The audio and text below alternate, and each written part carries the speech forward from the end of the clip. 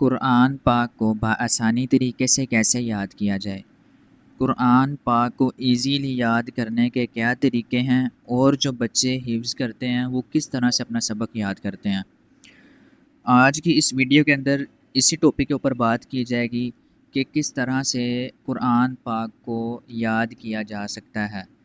तो जो लोग कॉलेज के स्टूडेंट हैं, यूनिवर्सिटी के स्टूडेंट्स हैं या जो भी जॉब वगैरह करते हैं, वो अपने बिज़ी शेड्यूल के अंदर किस तरह से कुरान मजीद को हिफ्ज़ कर सकते हैं।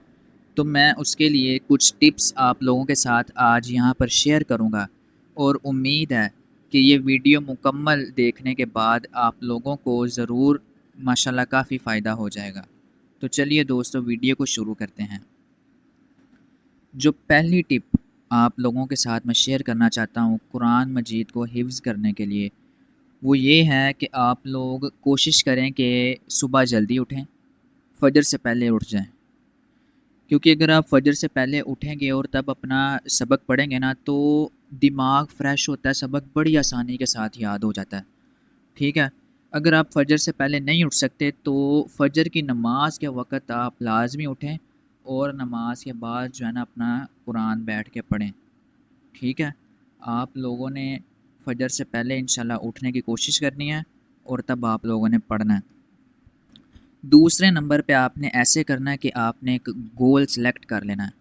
कुरान को हिफ्ज़ करने के लिए आपने अपना एक गोल बना लेना है कि भई मैंने इतने वक़्त तक, इतने टाइम तक डेली पढ़ना है और आपने फिर पढ़ना उसी टाइम के मुताबिक है। ठीक है?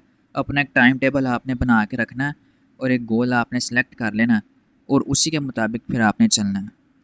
तीसरा आपने ये करना है कि जब आपने कुरान को याद करने लगना है ना, उसको ध्यान से आपने पहले ऊपर देख के पढ़ना है कि भई आप देखें ना, जब आप ऊपर देख के पढ़ेंगे आपने देखना है कि भई मेरी कोई गलती तो नहीं आ रही। मैं कोई ज़ेर ज़बर की, कोई लफ्ज़ी गलती, कोई किसी किस्म की आपने गलती जो है ना, नई ज़ुबानी याद कर लेनी। ठीक है? इसलिए आपने पहले ऊपर देख के ध्यान से कुरान मजीद को पढ़ना है ताकि आप कोई गलत हरफ ना याद कर लें।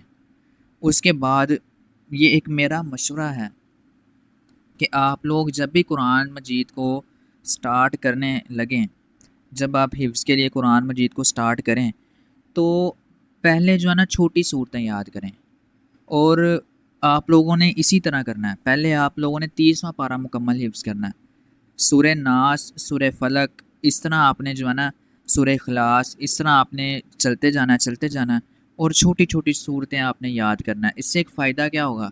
फ़ायदा ये होगा कि आहिस्ता-आहिस्ता आप लोगों को एक तो आदत बन जाएगी, ठीक है? फिर ज़ौक़ पैदा हो जाएगा, फिर जो है आप लोगों को मज़ा भी आएगा और इंशाअल्लाह कुरान आप पढ़ेंगे तो आपको ज़रूर मज़ा आएगा।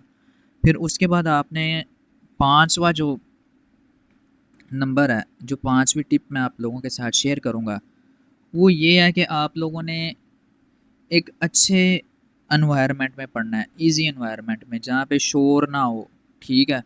आराम से आप सुकून के साथ बैठ के पढ़ सकें। ठीक है? अपने घर में, अपने कमरे में कोई आप लोगों ने जगह ऐसी डिसाइड कर लेनी है जहाँ पे आपने बैठ के पढ़ना है, जहाँ पे शोर से जो है ना आप दूर हों, आराम से आप पढ़ें बैठ के। ठीक है? फिर जो छठे नंबर पे है, आपने जो कुछ भी याद किया है, जो सूरतें आपने याद की हैं, ठीक है, सुबह उठ के, उनको आपने नमाज के अंदर रिवाइज़ करना है। नमाज के अंदर रिवाइज़ करना ज़रूरी है। इसके साथ क्या होगा कि सुबह आपने पढ़ लिया, फिर आपने नमाज के अंदर उसको रिवाइज़ भी कर लिया, वो आपको पक्की हो जाएंगी, अच्छी तरह याद हो जाएंगी, पक्के तरीके से याद हो जाएंगी। ठीक है? उसके बाद 7वें नंबर पे, अब ये जो ट्रिक है ना, जो मैं 7वें नंबर पे जो टिप आपके साथ शेयर करने लगा हूँ, ये है कि आपने एक ही कुरान मजीद से पढ़ना है। मैंने जो है ना 16 लाइन्स वाला कुरान मजीद यूज़ किया था। ठीक है? तो उसके साथ ही मैं जो है हिफ्ज़ करता रहा। मुकम्मल कुरान मैंने जो है ना उसी के ऊपर फिर हिफ्ज़ किया मुकम्मल। तो आपने भी ऐसे ही करना है, एक कुरान मजीद आपने ले लेना। ठीक है? मैं सजेस्ट करूँगा कि आप 16 लाइन्स वाला कुरान लें। ठीक है? 16 लाइन्स वाला आप कुरान लें आराम से और फिर पूरा कुरान मजीद आपने उसी एक ही कुरान से हिफ्ज़ करना है। ये नहीं कि आप अभी 16 लाइन्स वाला पढ़ रहे हैं, फिर आप क्या करें कि जी आप 15 लाइन्स वाला कुरान ले लें और उसके ऊपर पढ़ें। नहीं, फिर आप थोड़े दिन बाद कहें कि जी चलो मैं 14 लाइन्स वाला ले लेता हूँ। ऐसे नहीं, ठीक है।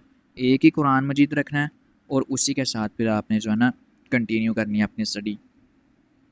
उसके बाद जो 8वें नंबर के ऊपर जो टिप है वो ये है कि आपने डेली पढ़ना है। रीड डेली, स्टडी आपने जो है ना डेली करनी है, ठीक है। एक आप संडे का दिन रख लें कि चलो इसमें जो है ना मैं जो है थोड़ा पढ़ लेता हूँ, थोड़ा मैं रेस्ट भी कर लेता हूँ, ठीक है। कुरान तो डेली पढ़ना है आपने, ठीक है। कुरान पढ़ने की आपने जो आदत है ना, ये रोज़ कुरान पढ़ने की आदत अपना लेनी है। जो 9वें नंबर पे है वो ये है कि अब देखें जी, आपने कुरान को जब ज़ुबानी याद किया है, ठीक है, हो सकता है कि आपने कोई गलती याद कर ली हो, ठीक है, तो आपने दूसरों को सुनाना है। 9वें नंबर पे आपने क्या करना है कि जो कुछ भी आपने याद किया है ना दोस्तों, वो आपने दूसरों को सुनाना है। अब फ़र्ज़ करें कि जी आपका छोटा भाई है आपके घर में, या जो भी है कोई बड़ा है, आप उसको सुना लें कि भई ये मैंने याद किया, ये मेरा सुनो, ताकि अगर आपकी कोई गलती है तो आपको पता चल जाए। लेकिन अगर फ़र्ज़ करें कि आप किसी को नहीं सुना सकते, कोई अवेलेबल नहीं है कि जिसको आप अपना सबक सुनाएं, तो फिर आपने इसके लिए आपने क्या करना है, आपने अपनी वॉइस खुद रिकॉर्ड करनी है मोबाइल के अंदर और ख़ुद सुनना है, ठीक है। अपना सबक आपने खुद सुनना है और अपनी गलतियाँ निकालनी है, ठीक है ना। ये चीज़ बहुत ज़्यादा ज़रूरी है, ठीक है, और ये आपने करना है। और उसके बाद फिर आपने जब शाम में आपने फ्री हो जाना है, तो एक मेरा मशवरा ये है कि आप मगरिब के बाद जो है ना दोबारा पढ़ें। आप मगरिब के बाद आप दोबारा पढ़ें। एक तो आप मगरिब की नमाज़ पढ़ें, उसके फ़ौरन बाद आप कुरान खोल के बैठें। आप देखें कि जी कल मैंने कौन सा सबक याद करना है, उसको ऊपर दे के पढ़ लें, ठीक है। ऊपर दे के उसको जो है ना 3-4 दफ़ा उसको पढ़ें, ठीक है। और उसके बाद फिर जो आपने पीछे जो आपने सुबह याद किया था वो अपना रिवाइज़ कर लें। मगरिब के बाद आपने पढ़ना ज़रूर है। अगर मगरिब के बाद आपके पास टाइम नहीं है, तो रात को जब आप सोने लगें, सोने से पहले आपने कुरान पढ़ के फिर सोना है। उसके बाद जो है आप दोबारा सुबह उठेंगे जब, तो इंशाल्लाह आपको जो है ना आसानी हो जाएगी। आप सुबह उठेंगे, आप देखेंगे कि जी आपने 3-4 दफ़ा वो आयत पढ़ी होंगी, फिर आपको याद करने में आसानी होगी। फिर आपने पहले अपना सबक याद करना है, फिर पीछे वाला रिवाइज़ करना है, ठीक है। और अपनी गलतियाँ आपने खुद निकालनी हैं, ठीक है। इसी तरह भई खुद आप, ठीक है भाई, कुछ लोग होते हैं जो नहीं किसी को सुना सकते, कोई अवेलेबल नहीं होता, तो आप लोगों ने इसी तरह करना है कि आप लोगों ने प्यारे दोस्तों, जो लोग भी मुझे सुन रहे हैं, अपनी वॉइस को आपने रिकॉर्ड करना है, ठीक है। मोबाइल में आपने रिकॉर्ड कर लेना है और फिर अपनी वॉइस आपने सुननी है, ठीक है। फिर आप कॉलेज जाएँ, यूनिवर्सिटी जाएँ, ठीक है, तो कुछ भी आप काम कर रहे हैं, आप काम करते करते अगर मुमकिन हो सके तो आप मुंह में कुरान मजीद की तिलावत करते रहें, बड़ा फ़ायदा हो जाएगा, ठीक है। तो दोस्तों उम्मीद करता हूँ कि आप लोगों को मेरी ये वीडियो पसंद आई होगी, ठीक है। अगर आप लोग हमारे चैनल के ऊपर नए हैं तो हमारा चैनल ज़रूर सब्सक्राइब कर दें, ठीक है, बेल आइकन को प्रेस कर दें। जज़ाकल्लाह।